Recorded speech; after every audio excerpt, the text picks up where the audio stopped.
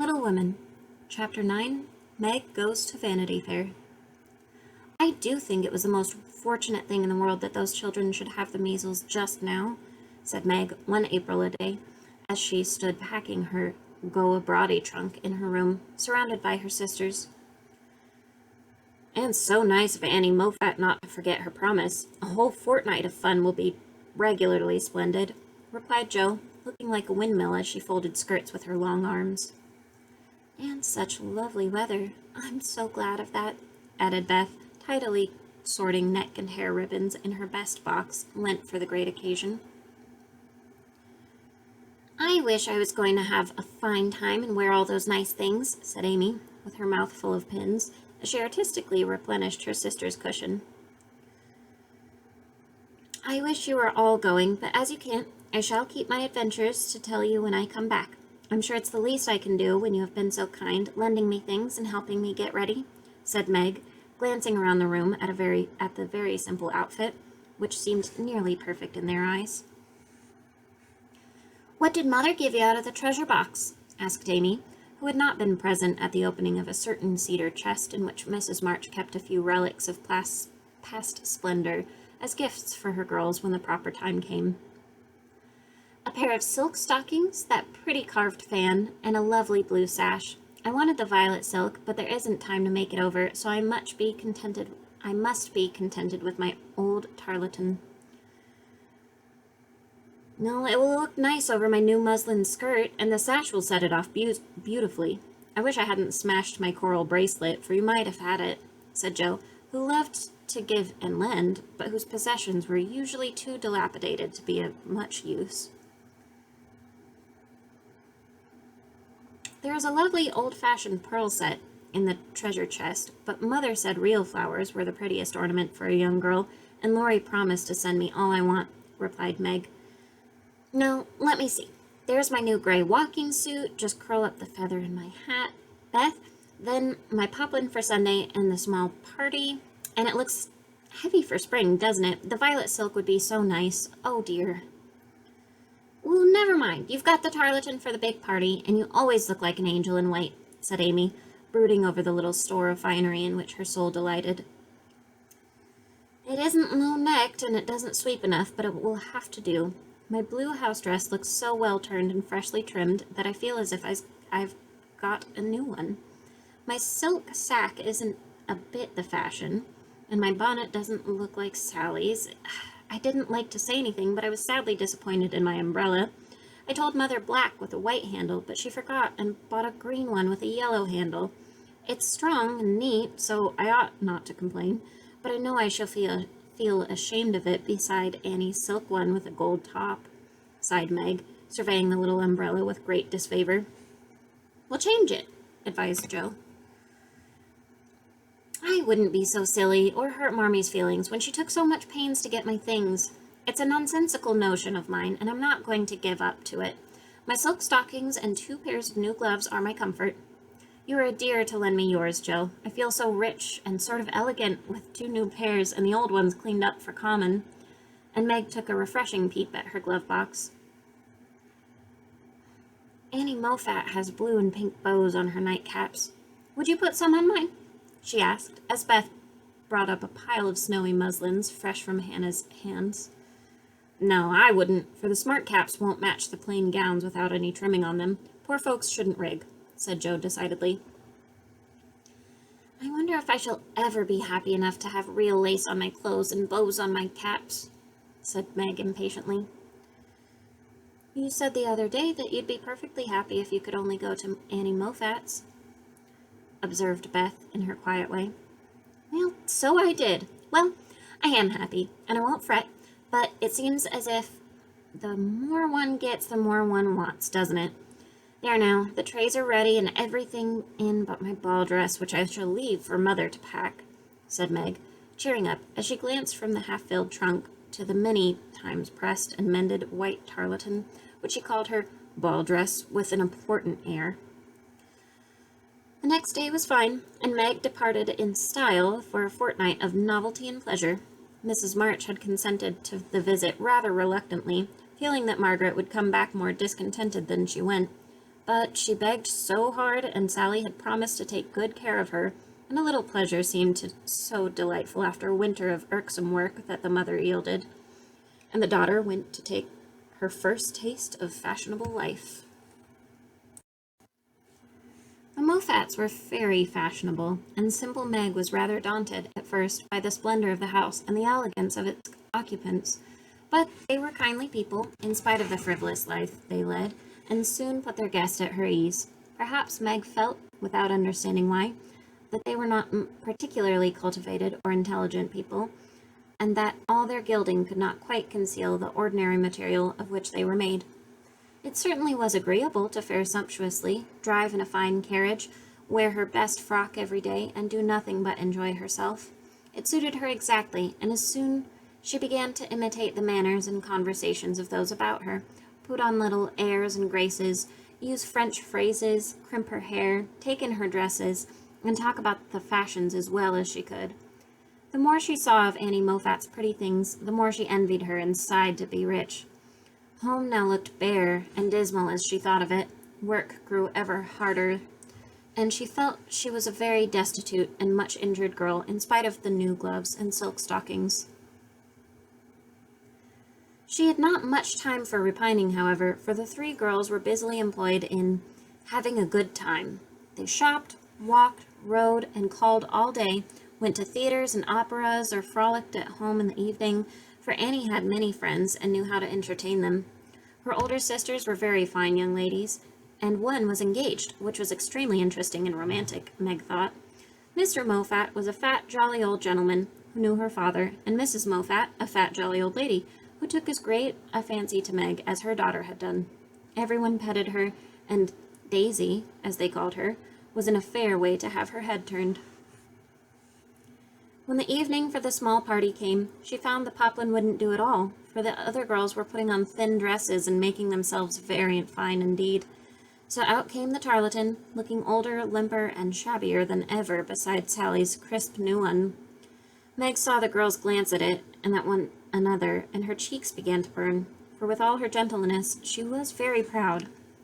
No one said a word about it, but Sally offered to dress her hair, and Annie to tie her sash. And Belle, the engaged sister, praised her white arms, but in their kindness, Meg saw only pity for her poverty, and her heart felt very heavy as she stood by herself while the others laughed, chattered, and flew about like gauzy butterflies. The hard, bitter feeling was getting pretty bad when the maid brought in a box of flowers. Before she could speak, Annie had the cover off, and all were exclaiming at the lovely roses, heath, and fern within. "Well, it's for Belle, of course. George always sends her some, but these are altogether ravishing," cried Annie, with a great sniff. "They are for Miss March," the man said, "and here's a note," put in the maid, holding it to Meg. "Oh, what fun! Who are they from? I didn't know you had a lover," cried the girls, fluttering about Meg in a high state of curiosity and surprise. "The note is from Mother, and the flowers from Laurie," said Meg simply, yet much gratified that he had not forgotten her.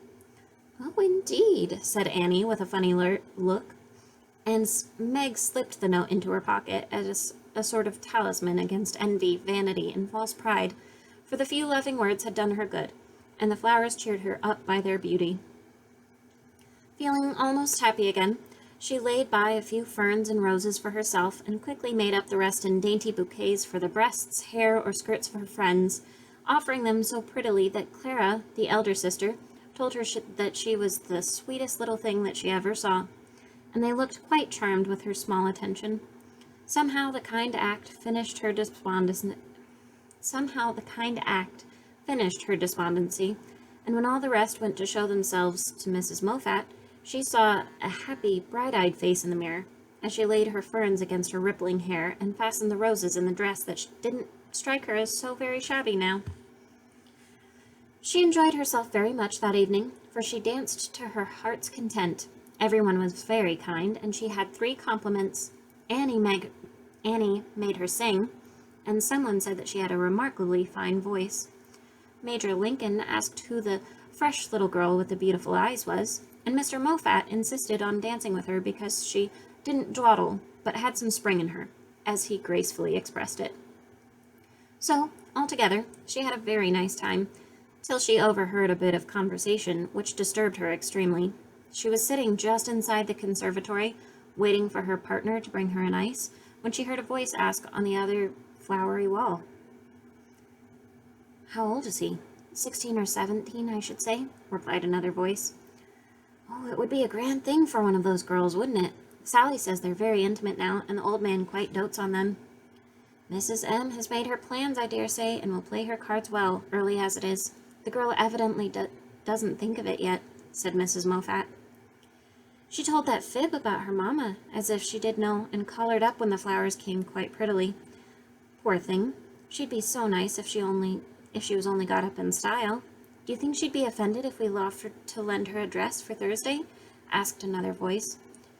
"Well, she's proud, but I don't think she'd mind, for that dowdy tarleton is all she's got. She may tear it tonight, and that would be a good excuse for offering a decent one." Here Meg's partner appeared, to find her looking much flushed and rather agitated.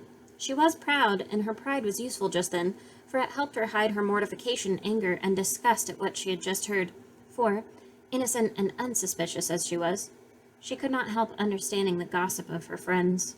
She tried to forget it, but could not, and kept repeating to herself, "Mrs. M. has made her plans, that fib about her mamma, and dowdy tarleton," till she was ready to cry and rush home to tell her troubles and ask for advice.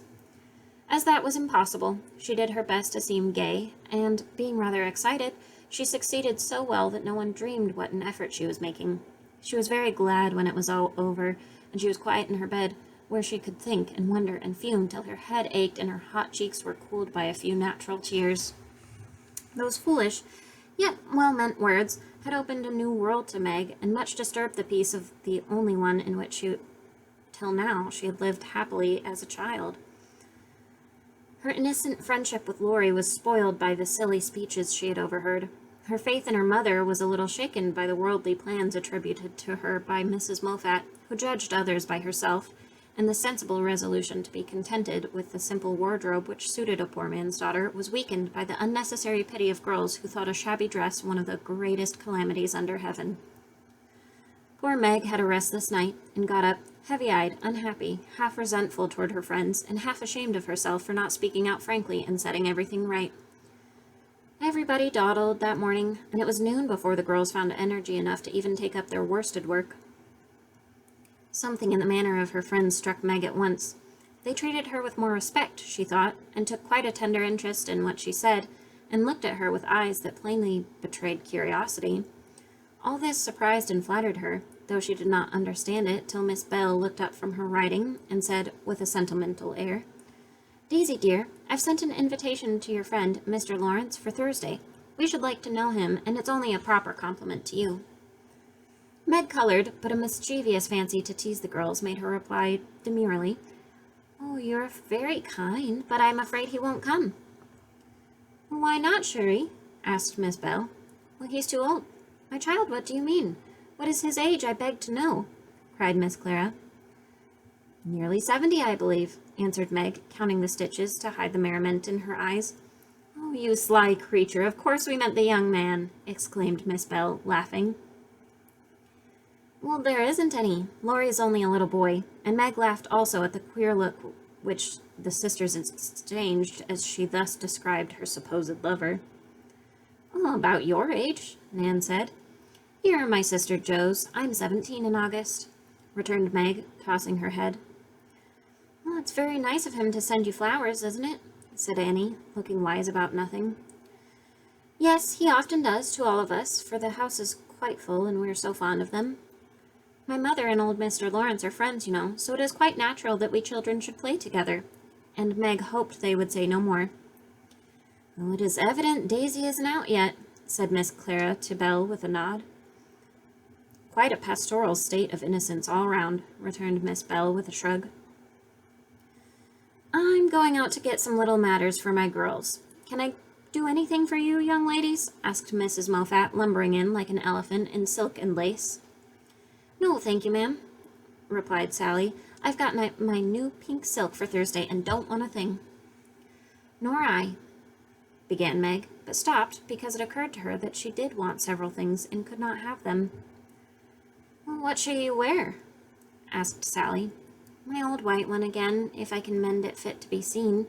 It got sadly torn last night," said Meg, trying to speak quite easily, but feeling very uncomfortable. "Well, why don't you send home for another?" said Sally, who was not observing the young lady. "I haven't got any other." It cost Meg an effort to say that, but Sally did not see it and exclaimed in amiable surprise, "Only that? How funny!" She did not finish her speech, for Belle shook her head at her and broke in, saying kindly, "Oh, not at all. Where's the use in having a lot of dresses when she isn't out yet? There's no need of sending home, Daisy, even if you have a dozen, for I've got a sweet blue silk laid away, which I've outgrown, and you shall wear it to please me. Won't you, dear?" "You are very kind, but I don't mind my old dress if you don't. It does well enough for a little girl like me," said Meg. "Now do let me please myself by dressing you up in style. I admire to do it, and you're a regular little beauty with a touch here and there. I shan't let anyone see you till you're done, and then we'll burst upon them like Cinderella and her godmother going to the ball," said Belle in her persuasive tone. Meg couldn't refuse the offer so kindly made, for a desire to see if she would be a little beauty, after touching up, caused her to accept and forget all her former uncomfortable feelings towards the Moffats. On the Thursday evening, Belle shut herself up with her maid, and between them they turned Meg into a fine lady. They crimped and curled her hair, they polished her neck and arms with some fragrant powder, touched her lips with coralline salve to make them redder, and Hortense would have added a soupçon of rouge if Meg had not rebelled. They laced her in a sky-blue dress, which was so tight she could hardly breathe, and so low in the neck that modest Meg blushed at herself in the mirror.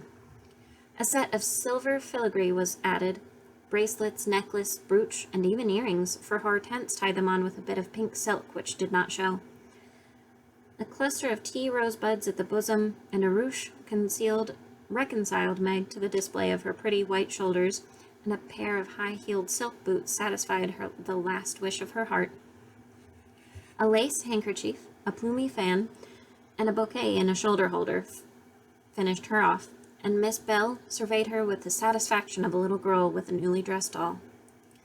"Mademoiselle is charmante, très jolie, is she not?" cried Hortense, clasping her hands in affected rapture. "Oh, come and show yourself," said Miss Belle, leading the way to the room where the others were waiting.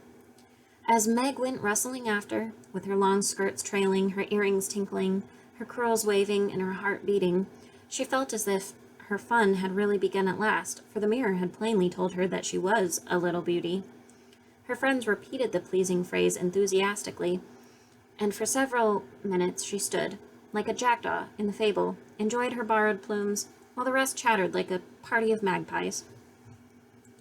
"While I dress, do you drill her, Nan, in the management of her skirt and those French heels, or she will trip herself up. Take your silver butterfly and catch up that long curl on the left side of her head, Clara, and don't any of you disturb the charming work of my hands," said Belle, as she hurried away, looking well pleased with her success. "Well, you don't look a bit like yourself, but you are very nice. I'm nowhere beside you, for Belle has heaps of taste, and you're quite French, I assure you. Let your flowers hang, don't be so careful of them, and be sure you don't trip," returned Sally, trying not to care that Meg was prettier than herself. Keeping the warning carefully in mind, Margaret got safely down the stairs and sailed into the drawing rooms where the Moffats and a few early guests were assembled. She very soon discovered that there is a charm about fine clothes which attracts a certain class of people and secures their respect. Several young ladies, who had taken no notice of her before, were very affectionate all of a sudden. Several young gentlemen, who had only stared at her at the other party, now not only stared, but asked to be introduced, and said all manner of foolish but agreeable things to her, and several old ladies, who sat on the sofas and criticized the rest of the party, inquired who she was with an air of interest. She heard Mrs. Moffat reply to one of them, "Daisy March, father a colonel in the army, one of our first families, but reverses of fortune, you know. Intimate friends of the Lawrences, sweet creature, I assure you. My Ned is quite wild about her." "Well, dear me," said the old lady, putting up her glass for another observation of Meg, who tried to look as if she had not heard them, and had been rather shocked at Mrs. Moffat's fibs. The queer feeling did not pass away, but she imagined herself acting as the new part of fine lady, and got on so pretty well, though the tight dress gave her a side ache and the train kept getting under her feet, and she was in constant fear lest her earrings should fly off and get lost or broken. She was flirting her fan and laughing at the feeble jokes of a young gentleman who tried to be witty, when she suddenly stopped laughing and looked confused, for just opposite she saw Laurie. He was staring at her with undisguised surprise, and disapproval also, she thought, for though he bowed and smiled, yet something in his honest eyes made her blush and wish she had her old dress on. To complete her confusion, she saw Belle nudge Annie, and both glanced from her to Laurie, who, she was happy to see, looked unusually boyish and shy. Silly creatures, to put such thoughts into my head. I won't care for it, or let it change me a bit, thought Meg, and rustled across the room to shake hands with her friends. I'm glad you came. I was afraid you wouldn't, she said, with her most grown-up air. Joe wanted me to come and tell her how you looked, so I did, answered Laurie, without turning his eyes upon her, though he half smiled at her maternal tone. What shall you tell her? Asked Meg, full of curiosity to know his opinion of her, yet feeling ill at ease with him for the first time. I shall say I don't know you, for you look so grown up and unlike yourself. I'm quite afraid of you, he said, fumbling at his glove button. How absurd of you! The girls dress me up for fun, and I rather like it. Wouldn't Jo stare if she saw me? Said Meg, bent on making him say whatever he thought her improved or not. Yes, I think she would, returned Laurie gravely. Don't you like me so? Asked Meg. No, I don't, was the blunt reply. Why not? In an anxious tone. He glanced at her frizzled head, bare shoulders, and fantastically trimmed dress with an expression that abashed her more than his answer, which had not a particle of his usual politeness in it. I don't like fuss and feathers. That was altogether too much for a lad younger than herself, and Meg walked away, saying petulantly, You're the rudest boy I ever saw. Feeling very much ruffled, she went and stood at a quiet window to cool her cheeks, for the tight dress gave her an uncomfortably brilliant color. As she stood there, Major Lincoln passed by, and a minute after she heard him saying to his mother, They are making a fool of that little girl. I wanted you to see her, but they have spoiled her entirely. She's nothing but a doll tonight. Oh, dear, sighed Meg. I wish I'd been sensible and worn my own things, then I should not have disgusted other people or felt so uncomfortable and ashamed of myself. She leaned her forehead on the cool pane and stood half hidden by the curtains, never minding that her favorite waltz had begun, till someone touched her, and turning, she saw Laurie, looking penitent, as he said with his very best bow and his hand out, Please forgive my rudeness, and come and dance with me. I'm afraid it'll be too disagreeable to you, said Meg, trying to look offended and failing entirely. Not a bit of it. I'm dying to do it. Come, it'll be good. I don't like your gown, but I do think you are just splendid. And he waved his hands as if words failed to express his admiration. Meg smiled and relented and whispered as they stood waiting to catch the time, Take care my skirt doesn't trip you up. It's the plague of my life, and I was a goose to wear it. Well, pin it round your neck, and then it'll be useful, said Laurie, looking down at the little blue boots, which he evidently approved of. Away they went, fleetly and gracefully, for having practiced at home, they were well matched, and the blithe young couple were a pleasant sight to see, as they twirled merrily round and round, feeling more friendly than ever after their small tiff. Laurie, I want you to do me a favor, will you? Said Meg, as he stood fanning her when her breath gave out, which it did very soon, though she would not own why. Won't I? Said Laurie, with alacrity. Please don't tell them at home about my dress tonight. They wouldn't understand the joke, and it will worry Mother. And why'd you do it? Said Laurie's eyes, so plainly that Meg hastily added, I shall tell them myself all about it, and fess to Mother how silly I've been, but I'd rather do it myself, so you'll not tell, will you? I give you my word I won't. Only what shall I say when they ask me? Just say I looked pretty well and was having a good time. I'll say the first with all my heart, but how about the other? You don't look as if you were having a good time, are you? And Laurie looked at her with an expression which made her answer in a whisper. No, not just now. Don't think I'm horrid. I only wanted a little fun, but this sort doesn't pay, I find, and I'm getting tired of it. Well, here comes Ned Moffat. What does he want? Said Laurie, knitting his black brows as if he did not regard his young host in the light of a pleasant addition to the party. He put his name down for 3 dances, and I suppose he's coming for them. What a bore, said Meg, assuming a languid air which amused Laurie immensely. He did not speak to her again till supper time, when he saw her drinking champagne with Ned and his friend Fisher, who were behaving like a pair of fools, as Laurie said to himself, for he felt a brotherly sort of right to watch over the marches and fight their battles whenever a defender was needed. You'll have a splitting headache tomorrow if you drink much of that. I wouldn't, Meg. Your mother doesn't like it, you know, he whispered, leaning over her chair, as Ned turned to refill her glass and Fisher stooped to pick up her fan. I'm not Meg tonight. I'm a doll who does all sorts of crazy things. Tomorrow I shall put away my fuss and feathers and be desperately good again, she said with an affected little laugh. Wish tomorrow was here then, muttered Laurie, walking off, ill-pleased at the change he saw in her. Meg danced and flirted, chattered and giggled as the other girl did. After supper, she undertook the German and blundered through it, nearly upsetting her partner with her long skirt and romping in a way that scandalized Laurie, who looked on and meditated a lecture. But he got no chance to deliver it, for Meg kept away from him till he came to say good night. Remember, she said, trying to smile, for the splitting headache had already begun. Silence a l'amour, replied Laurie, with a melodramatic flourish, as he went away. This little bit of byplay excited Annie's curiosity, but Meg was too tired for gossip and went to bed, feeling as if she had been to a masquerade and hadn't enjoyed herself as much as she expected. She was sick all the next day, and on Saturday went home, quite used up with her fortnight's fun and feeling as if she had sat in the lap of luxury long enough.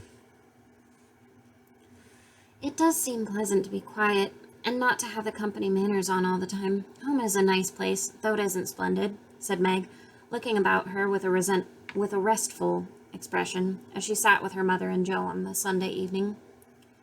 I'm glad to hear you say so, dear, for I was afraid home would seem dull and poor to you after your fine quarters, replied her mother, who had given her many anxious looks that day, for motherly eyes are quick to see any change in children's faces. Meg had told her adventures gaily, and said over and over what a charming time she had, but something still seemed to weigh upon her spirits, and when the younger girls had gone to bed, she sat thoughtfully staring at the fire, saying little and looking worried. As the clock struck 9 and Joe proposed bed, Meg suddenly left her chair and, taking Beth's stool, leaned her elbows on her mother's knee, saying bravely, Marmee, I want to fess. I thought so. What is it, dear? Shall I go away? Asked Joe discreetly. Well, of course not. Don't I always tell you everything? I was ashamed to speak of it before the younger children, but I want you to know the dreadful things I did at the Moffats. We're prepared, said Mrs. March, smiling, but looking a little anxious. I told you they dressed me up, but I didn't tell you that they powdered and squeezed and frizzled and made me look like a fashion plate. Laurie thought I wasn't proper. I know he did, though he didn't say so, and one man called me a doll. I knew it was silly, but they flattered me and said I was a beauty and quantities of nonsense, so I let them make a fool of me. Was that all? Asked Joe, as Miss March looked silently at the downcast face of her pretty daughter and could not find it in her heart to blame her little follies. No, I drank champagne and romped and tried to flirt and was altogether abominable, said Meg self-reproachfully. There's something more, I think. And Mrs. March smoothed the soft cheek, which suddenly grew rosy, as Meg answered slowly. Yes, it's very silly, but I want to tell it because I hate to have people say and think such things about us and Laurie. Then she told the various bits of gossip she heard at the Moffats, and as she spoke, Joe saw her mother fold her lips tightly, as if ill-pleased that such ideas should be put into Meg's innocent mind. Well, that's the greatest rubbish I've ever heard, cried Joe indignantly. Why didn't you pop out and tell them so on the spot?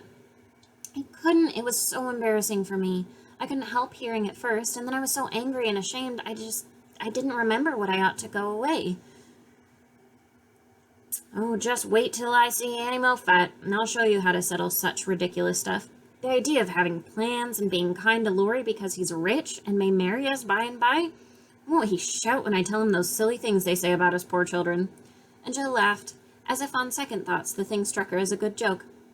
Oh, if you tell Laurie, I'll never forgive you. She must she, Mother? Said Meg, looking distressed. No, never repeat that foolish gossip, and forget it as soon as you can, said Mrs. March gravely. I was very unwise to let you go among people of whom I know so little. Kind, I dare say, but worldly, ill-bred, and full of these vulgar ideas about young people. I am more sorry than I can express for the mischief this visit may have done you, Meg. Oh, don't be sorry, I won't let it hurt me. I'll forget all the bad and remember only the good, for I did enjoy a great deal, and thank you very much for letting me go. I'll not be sentimental or dissatisfied, Mother. I know I'm a silly little girl, and I'll stay with you until I'm fit to take care of myself. But it is nice to be praised and admired, and I can't help saying I like it, said Meg, looking half ashamed of the confession. Well, that is perfectly natural and quite harmless if the liking does not become a passion and lead one to do foolish or unmaidenly things. Learn to know and value the praise which is worth having, and to excite the admiration of excellent people by being modest as well as pretty, Meg. Margaret sat thinking for a minute, while Jo stood with her hands behind her, looking both interested and a little perplexed, for it was a new thing to see Meg blushing and talking about admiration, lovers, and things of that sort. And Jo felt as if during that fortnight her sister had grown up amazingly and was drifting away from her into a world where she could not follow. Mother, do you have plans, as Mrs. Moffat said? Asked Meg bashfully. Well, yes, my dear. I have a great many, as all mothers do, but mine differ somewhat from Mrs. Moffat's, I suspect. I will tell you some of them, for the time has come when a word may settle this romantic little head and heart of yours right on a very serious subject. You are young, Meg, but not too young to understand me, and mother's lips are the fittest to speak of things to girls like you. Jo, your turn will come in time, perhaps, so listen to my plans and help me carry them out, if they are good. Jo went and sat on one arm of the chair, looking as if she thought they were about to join in some very solemn affair. Holding a hand of each, and watching the two young faces wistfully, Mrs. March said, in her serious yet cheery way, I want my daughters to be beautiful, accomplished, and good, to be admired, loved, and respected, to have a happy youth, to be well and wisely married, and to lead useful, pleasant lives, with as little care and sorrow to try them as God sees fit to send. To be loved and chosen by a good man is the best and sweetest thing which can happen to a woman, and I sincerely hope my girls may know this beautiful experience. It is natural to think of it, Meg, right to hope and wait for it, and wise to prepare for it, so that when the happy time comes, you may feel ready for your duties and worthy of the joy. My dear girls, I am ambitious for you, but not to have you make a dash in the world, marry rich men merely because they are rich, or have splendid houses, which are not homes, because love is wanting. Money is a needful and precious thing, and when well used, a noble thing, but I never want you to think it is the first or only prize to strive for. I'd rather see you poor men's wives, if you are happy, beloved, contented, than queens on thrones without self-respect and peace. Poor girls don't stand any chance, Belle says, unless they put themselves forward, sighed Meg. Then we'll be old maids, said Jo stoutly. Right, Jo. Better be happy old maids than unhappy wives or unmaidenly girls running about to find husbands, said Mrs. March decidedly. Don't be troubled, Meg. Poverty seldom daunts a sincere lover. Some of the best and most honored women I know were poor girls, but so love-worthy that they were not allowed to be old maids. Leave these things to time.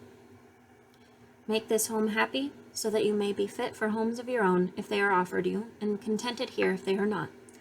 One thing remember, my girls. Mother is always ready to be your confidant, Father to be your friend, and both of us hope and trust that our daughters, whether married or single, will be the pride and comfort of our lives. We will, Marmee, we will, cried both with all their hearts as she bade them good night.